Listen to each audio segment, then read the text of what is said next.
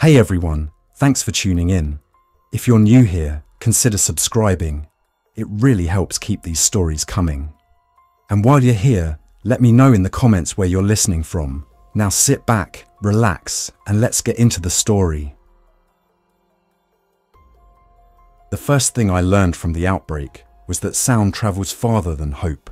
That's not philosophy. It's the way radios behave when the weather settles over a city like a lid. The band opens, static thins, and even a whisper becomes a beacon. In those first days, the only useful rule I had was simple enough to fit on a sticky note: stay hidden. That meant the light from a laptop dimmed to the lowest notch. The red TX LED on a handheld covered with a square of black tape, and my voice trimmed down to the exact syllables needed to get a message through. The second rule, which I wrote under the first and circled twice, was listen more than you talk. These rules kept me alive long enough to tell you what happened. My name is Mark Reyes. Before everything tilted, I was a public safety communications engineer for the city of Chicago.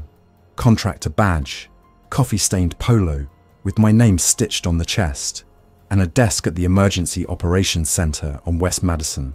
My job was part electrician, part RF plumber.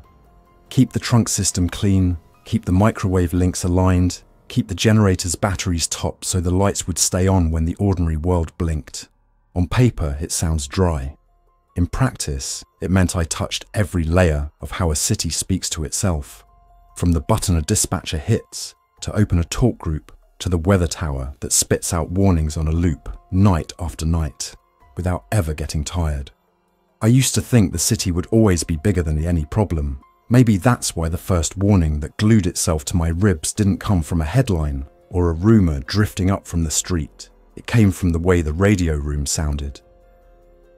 That Monday morning, the NOAA weather station KWO 39 on 162.550 MHz was louder than usual, a little too crisp for the grey outside the window. I'd left it on low as a habit. I liked the metronome certainty of the time is 7 AM Central. As I ran diagnostics, then my spectrum window filled with a comb of peaks in places where we used to see only polite hills. It looked like a guitar someone had strummed too hard. VHF Marine Channel 16, 156.8 MHz. The hailing and emergency channel was busier than it should be for inland water on a Monday in March. Someone was working a handheld from the Montrose breakwall, their voice rolling along a thermal inversion like a marble on a glass table. A voice that sounded afraid, but disciplined. Sécurité, sécurité, this is volunteer patrol boat on the crib. Warning small craft to stay clear of the inlet. Unidentified persons in the water. I muted the speaker and checked the news. At the bottom of every feed was some fragment about a cluster of fever cases in a coastal city, then a flight diverted. Then a video that cut out right as the shakiness of the cameraman looked like he was about to run. I minimized the browser. In my line of work, patterns matter more than headlines. The pattern I heard when I turned the VHF back on was not a storm or a fire. It was the sound of people talking with the care of a glassblower, trying not to disturb the shape of the moment. It felt like the first tremor. By noon, we had a quiet directive from upstairs. Put the Emergency Operations Center into Monitor Plus. Lights stayed normal, doors stayed open, but we started logging on incident forms instead of sticky notes. I pulled a carton of fresh AA cells from the supply cage and tucked them behind a row of handheld radios. I didn't like the way Channel 16 sounded. I'll check Montrose on my way home, I told Chief Patel from the comms desk, who tightened his tie the way he always did when he was thinking about resources. Don't take chances, he said. Text me if you see something that belongs in a report.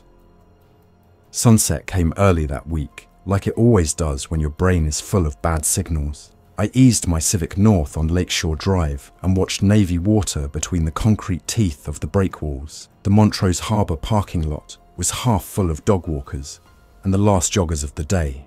Nothing looked wrong until I tuned my handheld to Marine 16 and heard the clearest voice I'd hear for months. Any Coast Guard unit, this is quick fix on the fuel dock. We have an individual on the pier, stumbling, not responsive, approaching people, requesting guidance.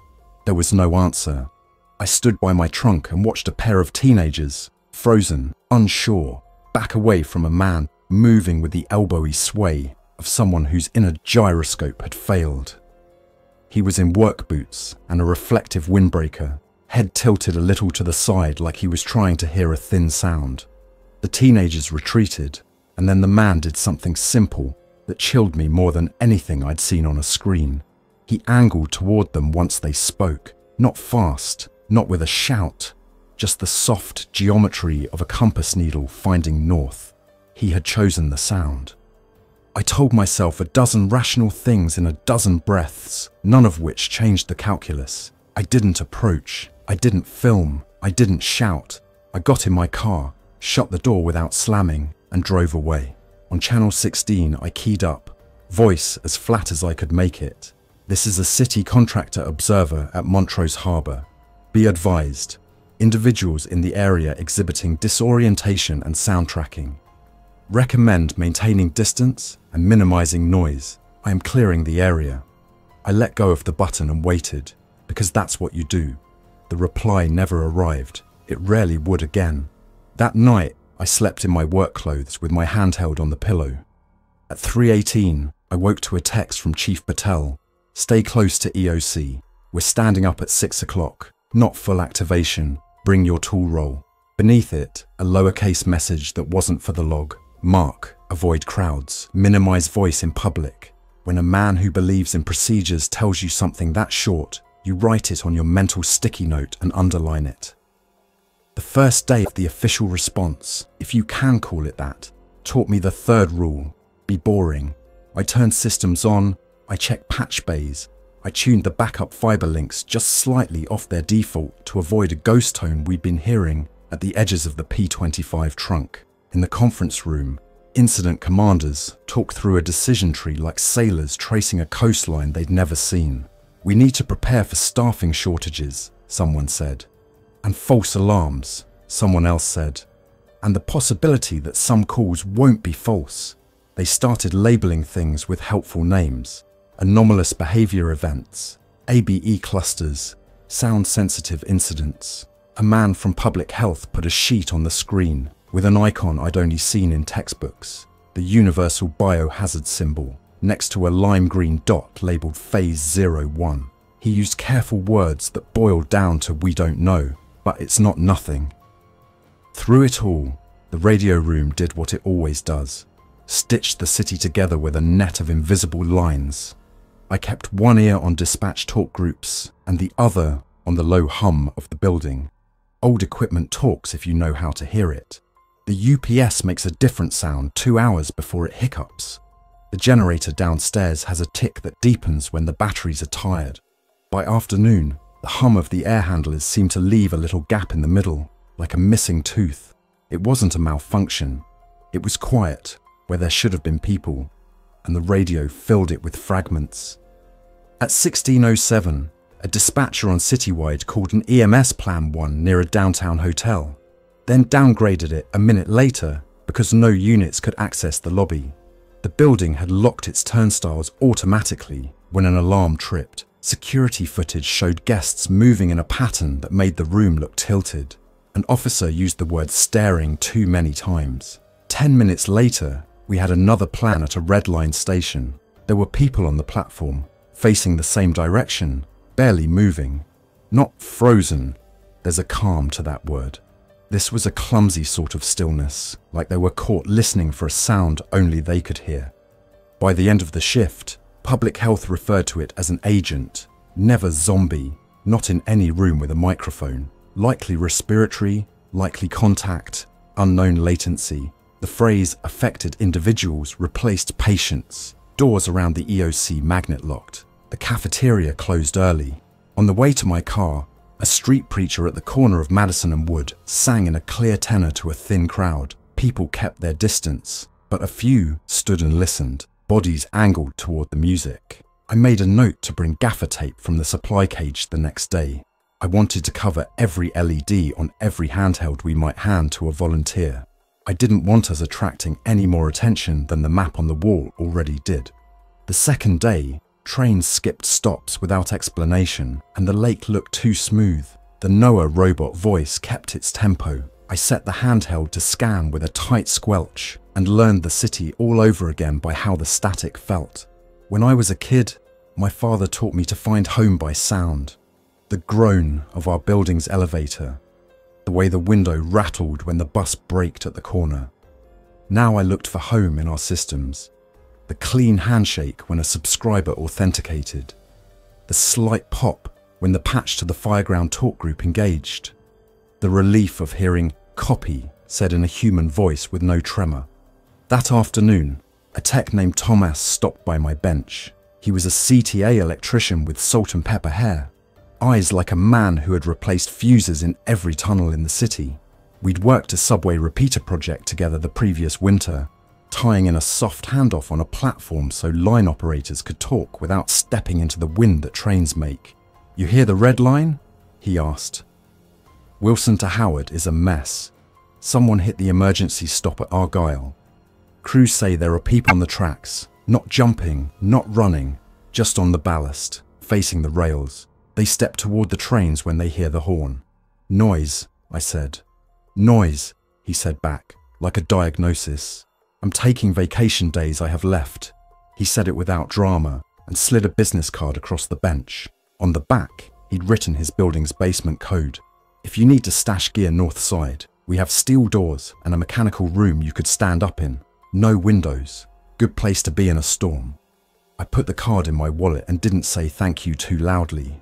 He had been a calm man of quiet systems long before this week. People like that know when to share a key. That night, I went straight home instead of detouring to the harbour. The city felt like a stereo turned down, but not off. In my studio apartment near Ravenswood, I made a list on a legal pad. Main power, backup power, water, radio, light discipline, shoes by the door. I did it without drama, the same way I'd write a fallback plan for a cutover. I charged my handheld and a compact 12-volt battery the size of a thick hardcover. I covered LEDs with tape. I packed a duffel, just the obvious things, and a pack of contractor bags, because a clean barrier is magic when everything else fails. Before bed, I tuned to Marine Channel 16 and listened. The volunteer at Montrose, Quick Fix, had a shakier voice. Advising small craft, do not approach persons requesting help near waterline. Unknown exposure risk. Please transmit your location and wait for instruction. They were doing their best. The Coast Guard was silent, and that was the moment I understood that silence can be a form of triage. It's not that they didn't care, it's that their list was already longer than the air could carry. On the third morning, the EOC stood up fully. Liaisons from the utilities took chairs. The mayor's staff walked fast without opening their jackets. We taped an extra ICS 201 form to the wall and assigned someone to write only one thing on it, what we know for sure. At 9:12, a hospital liaison reported that triage tents outside Northwestern Memorial were at capacity. At 10 o'clock, the bridges over the river were not up, not all of them, but enough to make the loop an island for a while. They said it was about controlling traffic, safety during a series of minor structural checks. No one said the word quarantine, but the yellow Q flag popped in my head anyway. The same one I'd seen on the harbour video feed when a boat had a broken radio. The old signals have a way of surfacing when new problems arrive. By lunch, rumours skated around like leaves on linoleum. A paramedic in the elevator told me there was a plan to ferry people from the beaches to Northerly Island under lights at night. A patrol officer I knew from a repeater swap said his district was requesting more ear protection for officers not because of gunfire, but because they wanted to drown out noise that infected people tracked. It had the shape of a myth if you said it fast, but we were past the point where I laughed at anything meant to keep people calm. I didn't leave that night. The EOC has a bunk room for snowstorms and long shifts. I set my phone to silent and kept my handheld on scan. At 2:37, I woke to a voice I recognized but had never heard off duty. The librarian from my neighborhood branch, Deja, her voice clear and nervous on a friend's borrowed family radio. If anyone hears this, our branch has people inside. We lock both doors. We have quiet, but we don't know how long the lights will. The transmission clipped. She hadn't programmed an offset. The radio was on a kid's walkie frequency, the kind that sounds like a toy until it carries someone you know. I pressed PTT even though it was a bad idea to transmit from a place that mattered. I told her there were city shelters planned, but the details shifted by the hour. Stay away from windows, I said. Make the room boring. Don't do anything that would make the room interesting to a stranger. I didn't say infected. You protect the people you love from the terms you have to use at work. That same night, I met Maya. It happened on the stairwell landing at the EOC, where she sat tying her hair back with a rubber band like any long shift nurse, except she had a burner phone and a drawstring bag with a hospital logo that looked like it had seen rain. "You Reyes?" she asked, because the badge printer was down and word of mouth is faster than ink. "Strogger sent me. I'm here to talk to public health about real ventilator counts." She had that straightforward tone of someone who had spent a decade telling anxious relatives news when the room smelled like antiseptic. We walked through the maze to the incident room, and on the way, we talked without small talk. She told me they'd switched triage categories that afternoon, not to colours, but to sound behaviour. If a person startled toward a voice, staff used certain PPE. If the person turned away or didn't react at all, the risk looked different. She said the quiet rooms felt safer, not because of glass or locks, but because a silent room didn't draw a second wave. She said the virus, she called it that out of habit, though nobody knew, seemed to detach ordinary triggers from ordinary responses. "Like the city's hearing phantom tones," I said. "Like a heart listening to its own echo," she said, and I started to understand how our jobs intersected. Some people fix signals. Some people turn down the noise inside a body. By dawn the fourth day, the number of calls we couldn't answer outstripped the number we could. Citywide went from a latticework of overlapping talk groups to a sparse trellis, fewer voices, longer pauses, longer range. The bridges were still up in some places. A line of cars on Lakeshore Drive had the look of a museum installation. Hazard lights winking like a mechanical constellation. The official shelters shifted every few hours because someone somewhere couldn't secure a door. The rule of the week wrote itself again and again inside my head: stay hidden. What that meant in practice is less dramatic than a movie and more tedious than a recipe. It meant gaffer tape on watches, because a glow will find you. It meant leaving a room the way you'd leave a campsite, cleaner than you found it, with no glints to catch an eye. It meant choosing hallways that didn't amplify footsteps. Carpets became allies. Polished floors were the enemy. It meant carrying a window squeegee because you could pull down paper notices from the wrong places without fingers brushing a pane. It meant learning the geometry of quiet. When the EOC asked for a team to sweep the rooftop dishes for a misalignment, a wind gust had nudged the microwave link to the west side, I put my hand up. I wasn't brave. I was useful. Maya insisted on coming along because the hospital liaison wanted eyes on the helipad logistics. We climbed the service stairs in a stack, me in front, a patrol officer named Green, tired and steady, behind me. On the roof, the city spread out like a map someone had underlined with a ruler. South, the loop glinted. North, the river cut a dark line. And there, at the eastern edge of everything, like a thumbnail pressed into clay, the lake caught light from a dozen emergency towers. We moved between dishes with our voices off, Green giving hand signals. I made the adjustments, breath fogging inside my mask. Every screw turned with a care that felt like prayer. On the way down, we paused, because movement on a nearby roof caught Green's eye. It was a man. The way he swayed would have looked like drunk or dizzy on any other week, but there was a tilt to his head, that small mammal stillness of listening. He turned toward the ventilation fan on our building that had just kicked on. It wasn't loud, but it was enough. We went inside. Back in the stairwell, Green rested his forearm on the rail for a minute and closed his eyes. I was trained to look for hands. he said softly. Hands tell you what someone might do. Now I'm listening for what they might hear. That afternoon, we learned about the evacuation point at Montrose Harbour. Not official public, but official enough for the whiteboard. Harbour operations staging, dusk to dawn, light discipline, small craft only. Volunteers with boats had formed a slow, careful shuttle the night before, moving families from the open parkland near Montrose to a better defensible spot at the old steel crib offshore. No big lights, no sirens. The rule was no engine until away from shore, paddles first if you had them.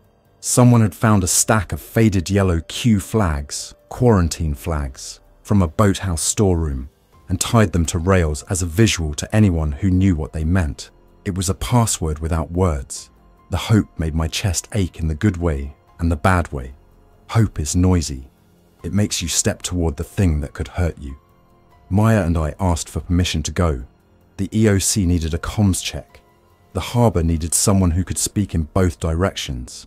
Green assigned himself to us with the quiet insistence of a man who had done this job long enough to know when not to ask. We left at last, light in an unmarked utility van, took side streets, cut the engine 2 blocks away, and rolled the last 50 yards, with the doors cracked to keep the interior from glowing. Montrose smelled like wet concrete and thawed earth.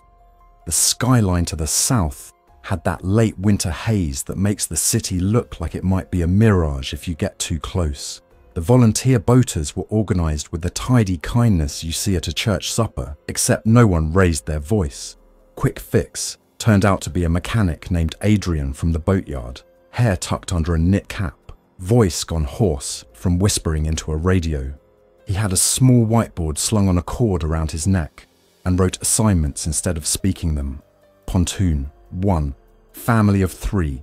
PFDs. Pontoon 2. Water quiet box. The quiet box turned out to be a plastic tote of essentials and a sheet of black cloth to drape over anything that blinked.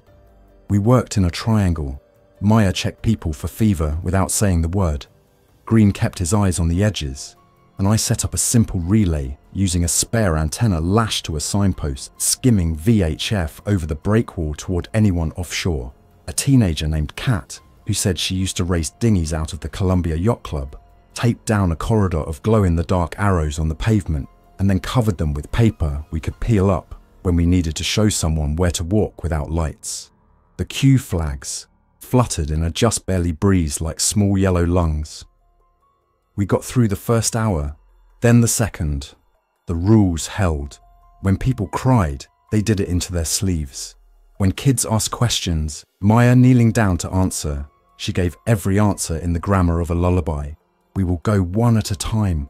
We will stay together. We will move quietly and quickly, like a secret. We were making a choreography. Silence where silence belonged.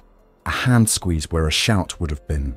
Around midnight, a sound came that wasn't part of the dance. It was a simple thing, the buzz of a scooter engine 2 blocks away, and it changed the air.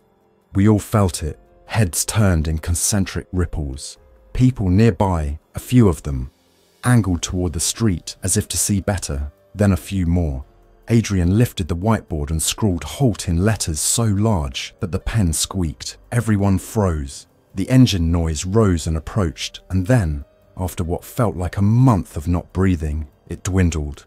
Green exhaled slowly. A woman at my elbow pressed the heel of her hand to her sternum and whispered, "Thank you," at the night so softly that it sounded like a cough. Somewhere between the water and the sky, a gull changed roost, and the flap of its wings made 3 people on the pier flinch. We were all instruments tuned too tight. We moved a dozen people that night. Not a convoy, not a rescue, just a careful bridging. On the second to last trip, a man in a reflective windbreaker stood 3 rows of parked cars away and turned his head as if paying attention to something tiny. I recognized the posture. He started walking in the direction of the giggle that a little boy made without meaning to. Not fast, not with threat, with inevitability. Green stepped between them. He didn't shout. He held out a palm the way you would to stop a friend from backing into a street. The man kept walking gently into that palm, as if nothing existed but the idea of the sound he had heard a moment before. His lips moved, but no words came. The boy's mother pulled him into her coat and then into the shadow of the van. We held our breath. The wind shifted and carried music from a car stereo 3 blocks south. A thin electronic beat barely louder than a watch tick. The man tilted, paused, and then turned like a plant to a window. He walked away toward the ghost of a song. We did not move until he was a blur. It was the kind of mercy you don't brag about, because it belongs to the physics of the world, not to you. At dawn, the lake went blank. That's how the surface looks when the wind and the cold agree.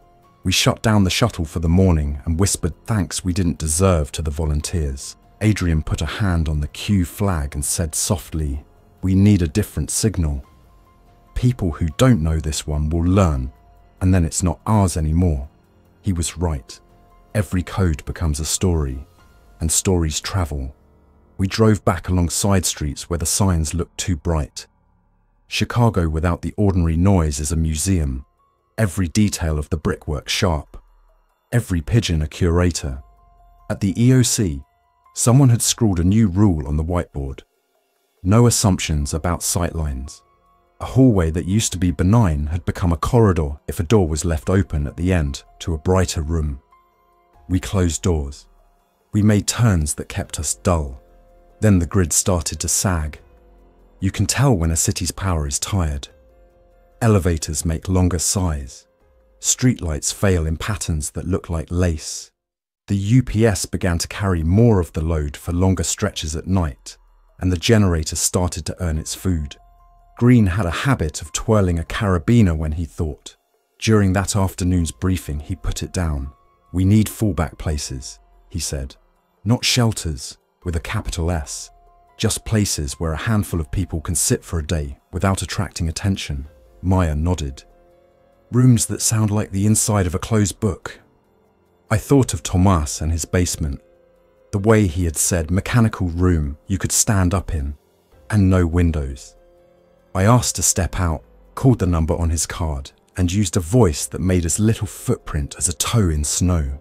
He answered and said the code, and we arranged something that wasn't a plan, but would be one if we needed it. "If you go there," he said, "bring a little bottle of oil. The hinge on the second door squeaks unless you lift as you pull." That night, the EOC got a packet from Public Health. The words were careful as always, but the gist was this. Sound is a vector, a lure, an accelerant. It wasn't that noise caused the infection, no one knew that, but that it braided itself into the behavior of people who were. Vibrations through structures seemed to pull them like a tide. We put foam under anything that hummed. We cushioned fans. We turned off the wall clocks with plastic cases that clicked too loudly every minute. Someone made a chart titled Quiet Practices that, a year ago, would have sounded like an art therapy guide. The chart felt like our most practical tool. On the 5th day, a message arrived that was not dramatic but turned our week into a hinge. It was from Deja. "We left the library," she whispered on the walkie. "Our building's interior door locks are on a timer. I didn't want to rely on a machine tonight." She and 4 others from the reading group had moved into the storage room of a neighbouring bakery. No windows, thick walls. Flour dust muted the smell of the street. They'd cut the power at the breaker, laid blankets on plastic-wrapped sugar sacks, and adopted a rhythm. "We read first," she said, "to make the room feel like itself. Then we listen." She'd always been good at building worlds, even when the world outside was not cooperating. "I left the book drop unlocked," she added, "if you need to pass a note." Green and I traded a look that meant we loved our city. It had a way of making workarounds feel like a romance. That afternoon brought something like a crisis but shaped as a quiet riddle. A small group of people on a mid-rise roof in Uptown had been surrounded. Not physically, not like a movie scene with pressing bodies, but with attention. Individuals on the sidewalks and in the street below had oriented toward voices on the roof. No one climbed. No one broke glass. They just stared up, heads cocked, some swaying, in numbers that made the air feel tight. A social media video captioned with a dozen worried prayer hands, called it a silent siege. Green called it a microphone with no switch. We went. The stairwell was concrete, forgiving. The building manager's office had a metal file cabinet that had been pushed against a door in a way that made the door quieter when it latched. Little tricks matter. We reached the roof hatch and paused. "We do not shout," Green said needlessly. "We make the roof boring." On the roof, 6 neighbors in coats had that post-adrenaline shiver you get when you've been brave for too long. "We didn't think," one said. "We just talked to each other." Maya put gloved fingers on each wrist one by one and told them they were doing well. I walked to the edge and looked down. A dozen, maybe 15, on the sidewalks below, heads tilted toward a spot where the wind had carried voices earlier. I scanned the block like you do a circuit, find the big switches. There was a storefront sign buzzing at a high pitch, the kind of noise you'd not notice until you did. I pointed. Green nodded. We didn't have a long hook, but we had a broom. The building manager, a man in a faded baseball cap who smelled like coffee and bleach, had a look that said he was tired of waiting to be told what to do. He took the broom, leaned out just enough to catch the base of the sign, and nudged until the warble changed to a duller hum. We watched. The heads on the sidewalk shifted not in a choreographed way, but in the drifting way of people whose attention had been loaned and returned. One by one, then in twos, they turned from the building and walked toward the far corner, toward the bus stop where a digital ad panel glitched. It was small, almost nothing, but a nothing that opened breathing room. We walked the neighbors down in pairs, made the stairwell a place where the only sound was shoe rubber on painted concrete. In the lobby, someone's phone vibrated on a table, and 4 heads outside the glass parted toward it like grasses in a current. The building manager picked up the phone and set it on a towel. "We're all in the same choir," he said softly. "We just need to sing less." Word spread the way good news does in a city bent on staying alive. By indirect routes, through people who don't care who gets credit, stay hidden, shifted from advice to etiquette. On the L, the few trains that still ran in fits and starts did so without the chime that says doors are closing. Operators called stops with a handbell once and a sign language gesture through the glass. Storefronts with anything still on their shelves put tape over the twinkling lights that were once a brand signature and were now a liability. We learned which blocks of which neighborhoods carried sound in cruel ways. Devon in a crosswind became a flute. The canyon streets in the loop amplified a whisper to an announcement. Then the hospital called. Stroger needed to move a small group from an outpatient building to the main tower without using the street.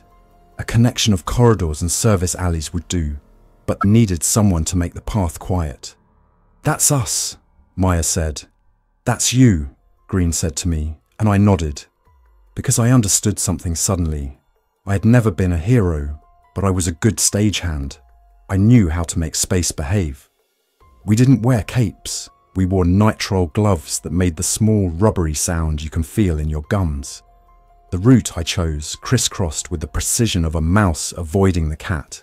Interior hall to loading dock to breezeway, breezeway to laundry corridor to stairwell, where the landings were carpeted by grace of an administrator with a taste for appropriated hotel decor. At each door, I paused and listened with the lazy patience of a person waiting for water to boil.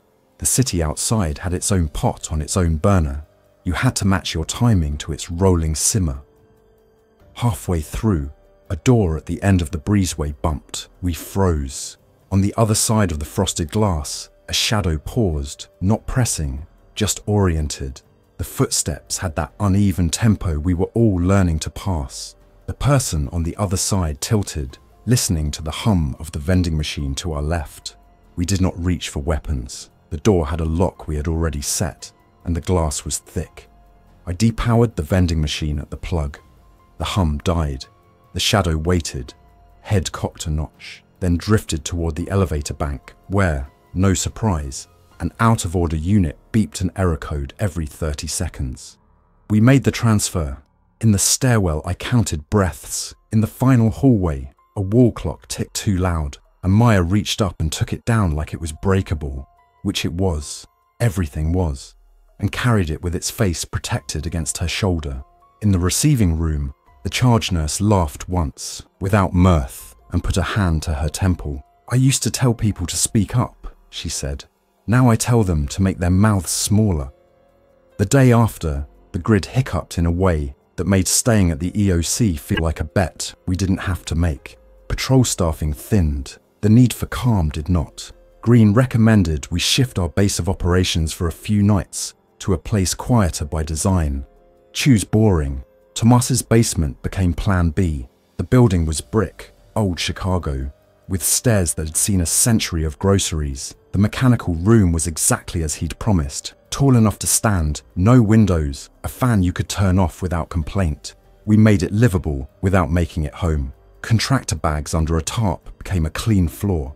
A flashlight sat inside an opaque water bottle to diffuse its beam. I put the handheld on a shelf and spent 10 minutes making sure no LEDs showed. Then I turned everything off and listened to the room's natural sound. A building is a body. It makes slow noises. This one had a good pulse. We fell into a rhythm as if we had trained for it. Mornings at the EOC to keep radios and links alive. Afternoons floating to where quiet needed to be arranged. Nights at the harbour if the lake looked kindly. Maya carried a messenger bag with a clipboard and a stethoscope because habits make you effective. Green moved like a door closer. Smooth, controlled, with spring. Deja came by the basement once with a note in the book drop envelope that read, "Reading list. Anything with rooms that feel safe." She brought a copy of a field guide to birds, because birds have always known something about moving at the edge of perception. News came, but only the kind that rides in on feet. The Coast Guard staged from Calumet more often than downtown. The big hospitals coordinated in loops that pretended to be official, but were held together by the nurses with personal phones and paper calendars. A rumour that the bridges would be tested all at once overnight turned out to be false but changed behaviour anyway. People planned detours with the care of chess players. The Q flags at Montrose were replaced by a different trick. 3 dark tyres tied together on a rope and hung halfway down a railing. It looked like nothing, which was the point. Meaning should belong to the people it keeps safe. There were hard hours. We didn't pretend otherwise. One morning at 3:12, a glass recycling truck on a side street dumped a bin by accident, and the sound went through the block like electricity. Individuals appeared where there had been none. They didn't sprint. They came like weather. A drift, a tendency. A man's porch light, triggered by motion, turned on and off and on as if a heartbeat suffered palpitations. For 10 minutes, the block became a concert hall with the wrong orchestra. Then an older woman, hair in rollers like it was any weekday, stepped onto her stoop with the calm of a person who had raised teenagers and turned the motion light switch to off with her thumb. The block exhaled. We learned. We adjusted. We apologized to each other in looks. Weapons existed. That's the tidy sentence I can say that covers 1,000 uneasy confessions. Officer Green carried a service sidearm and a carbine when the situation strictly required it, but he kept them like tools he didn't want to use. A wrench for a nut he hoped never to see. A volunteer at the harbour had a pump action that stayed in its case unless the waterline was in question. People asked me, as a radio guy, if headsets were safer than loudspeakers, and if a certain brand of hearing protection would help them keep their bearings while tamping down the city's shrillness. I told them the truth. Lower your profile first. Gear helps, but behaviour leads. The best symbol we had, in the end, wasn't a flag or a badge. It was a finger to the lips and a nod. By the second week, the city's timekeeping shifted to the logic of low batteries. Days were measured in charge cycles. We kept track on a wall. A dot for full, a slash for half, a circle for in the red. I started to understand that fear is noisy and courage is quiet. Courage slept on concrete without telling anyone. It stepped aside to let a stroller pass without narrative. It lifted a hinge as it opened a door because the squeak would have carried. Maya developed a working theory. Nurses do that, to anchor her shifts. She said the affected seemed to follow 3 rules. First, seek the source of sound. Second, pause near traffic noise, but not at it as if the roar was a wash that erased delicate notes. Third, drift away from silence once they were in it, as if quiet was a hill they would roll down unless something held them. We tested her theory in little ways. We walked a block down Montrose after midnight and watched. When a side street was silent, affected individuals didn't congregate there, not for long. When a delivery truck idled, they angled toward it like moths to a porch light. When a radio cracked to life on a belt, heads turned in a radius that told me our gaffer tape had been worth it. We weren't heroes, we were janitors of sound. On a Thursday, Public Health distributed a 1-page flyer with a plain title, First Signs. It described a handful of early cues to look for in friends, neighbours, loved ones. Nothing sensational, nothing that would frighten a child. It was the kind of document that goes on a fridge. They asked me to review a draft for clarity. I removed a sentence that said, avoid sudden loud stimuli, and replaced it with, keep conversations soft and steady, speak close, avoid surprises. Words matter. People who are tired read in pictures, not paragraphs. That afternoon, an elderly couple knocked on the basement door. They lived 2 floors up, had watched us come and go like ghosts, and decided to bring us a small loaf of bread they baked in a countertop oven. We have solar on the roof, the woman said, as if confessing a youthful adventure. It runs one thing, if you choose the right thing. We accepted the gift with the reverence of a communion.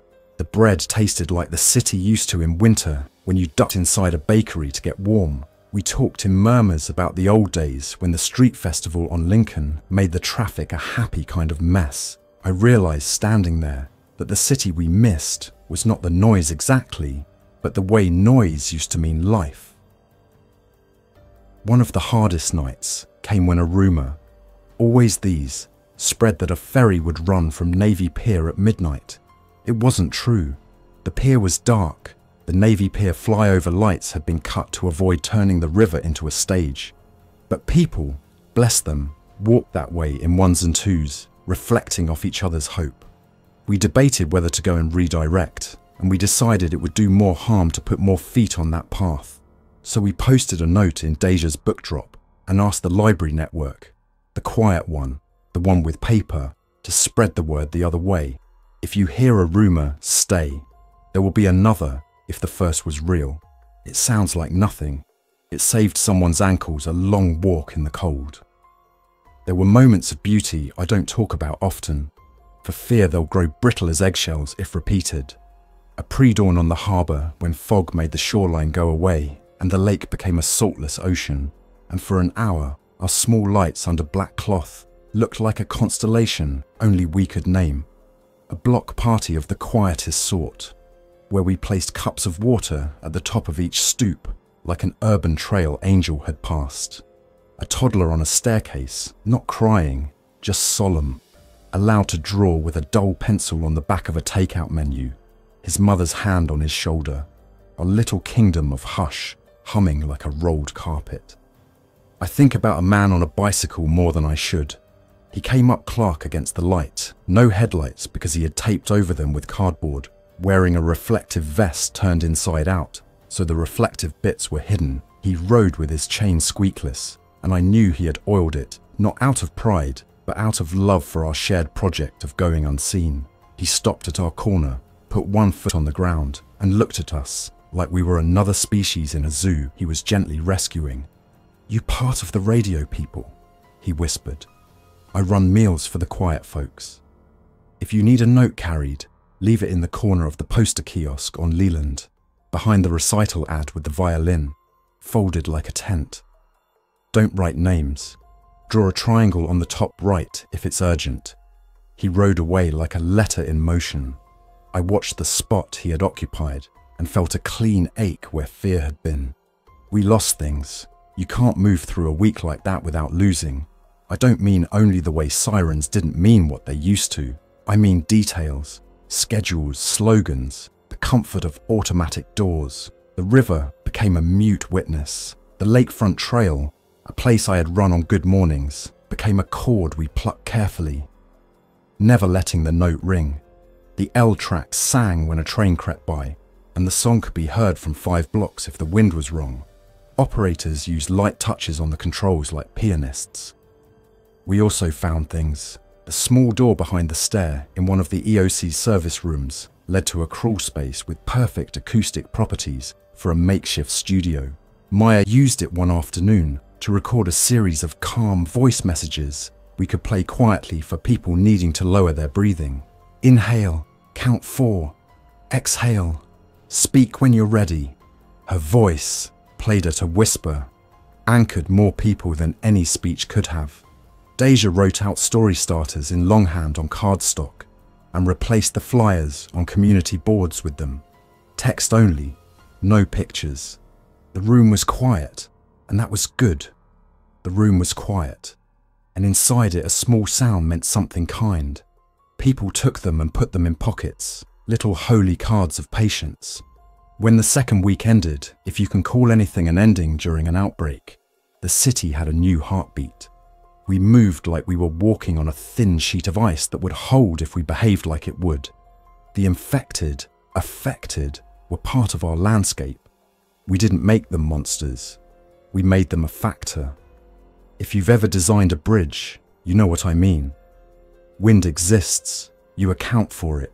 You don't curse the sky. We learned that the first signs of someone slipping were subtle. Eyes not tracking faces so much as tracking flickers. Heads tilting toward not voices, but vibrations.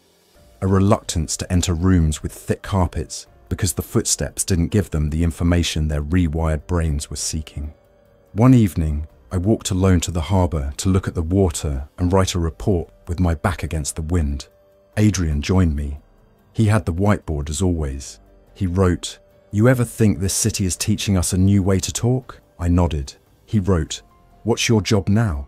I wrote back, same as before, but smaller. Help people talk to the right people at the right time without waking the world. He smiled. We stood. 2 men who knew the difference between a loud fix and a quiet one, and watched a cormorant surface like a trick. I wish I could give you an ending full of fanfare and banners. All I can give you is the truth of the first signs and the way we survived them. We stayed hidden when hiding was the most generous act we could perform for each other. We lifted hinges as we opened doors. We cheered with our eyes and quivered our fingers instead of clapping. We learned to love foam gaskets and dark cloth, and the miracle of a muted LED. We learned to put our lips close and say just what needed to be said, and no more. Where? When? How many? Who needs what? Are you safe? We learned to make rooms feel like closed books.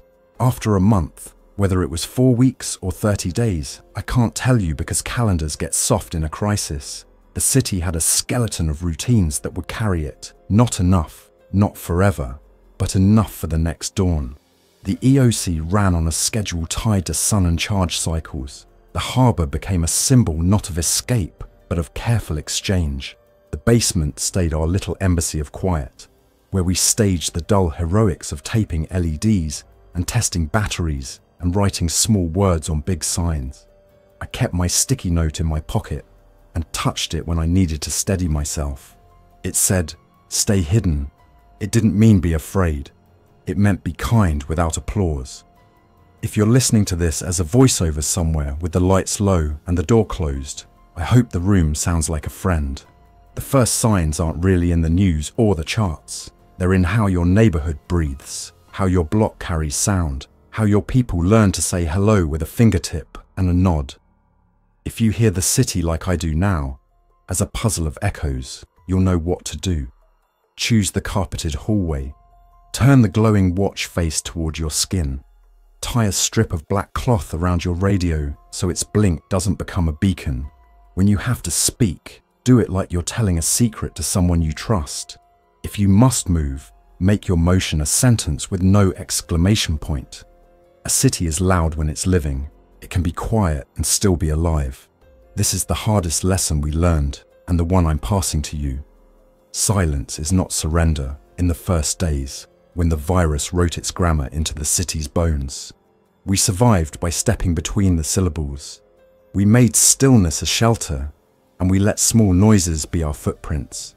We stayed hidden, we kept each other with us, and we waited for the noise to become music again. Until then, we speak softly and build rooms that sound like closed books. We listen harder than we talk, and we watch the water, because even in a quiet city, the lake still breathes.